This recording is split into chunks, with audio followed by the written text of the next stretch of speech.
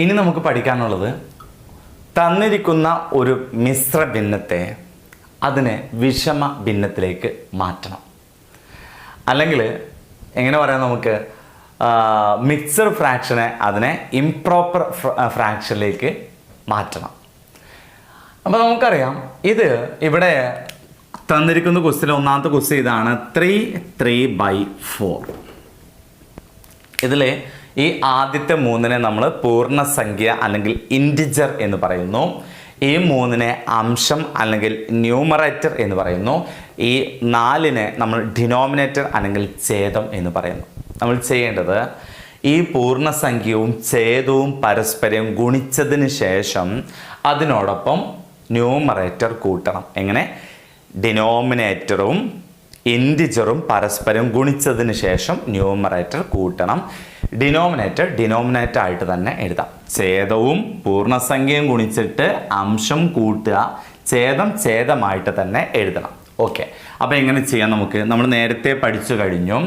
ഒരു മിശ്ര ഭിന്നത്തിൻ്റെ ഇടയിലുള്ള ചിഹ്നം എന്ന് പറയുന്നത് പ്ലസ് ആണ്. ഓക്കെ, അപ്പോൾ 4ഉം 3ഉം ഗുണിച്ച് കഴിഞ്ഞാൽ 12 ഇവിടെ പ്ലസ് ഉണ്ട് എന്ന കാര്യം ഓർക്കുക.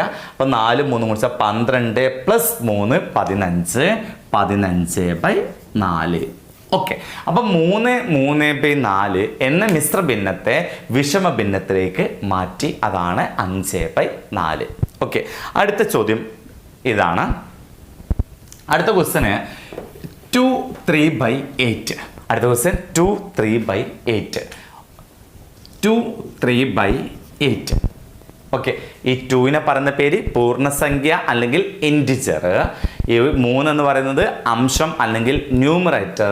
8 എന്ന് പറഞ്ഞാൽ ഛേദം അല്ലെങ്കിൽ ഡിനോമിനേറ്റർ. നമ്മൾ ചെയ്യേണ്ടത് ഛേദവും പൂർണ്ണസംഖ്യയും ഗുണിച്ചതിന് ശേഷം അതിനോടൊപ്പം അംശം കൂട്ടണം. അപ്പോൾ 2 8 16, 16 3 19/8.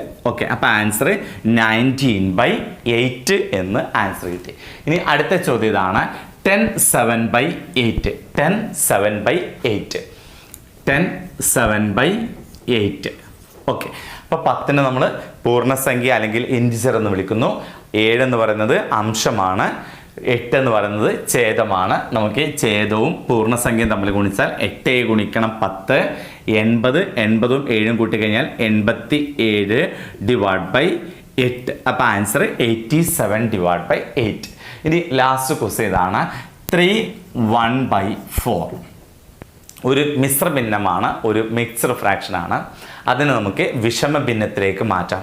എന്താണ് വിഷമ ഭിന്നം അല്ലെങ്കിൽ ഇംപ്രോപ്പർ ഫ്രാക്ഷൻ എന്ന് പറഞ്ഞാൽ? മുകളിലെ സംഖ്യ വലുതും താഴെയുള്ള സംഖ്യ ചെറുതും. ഓക്കെ, അപ്പോൾ നമുക്ക് ചെയ്യേണ്ടത് ഇവിടെ ഈ ഛേദവും ഈ പൂർണ്ണസംഖ്യയും പരസ്പരം ഗുണിക്കുക. 3 4 ഗുണിച്ചാൽ 12, 12ഉം 1ഉം കൂട്ടിക്കഴിഞ്ഞാൽ 13/4. അപ്പോൾ ആൻസർ 13/4 എന്ന് ആൻസർ കിട്ടി.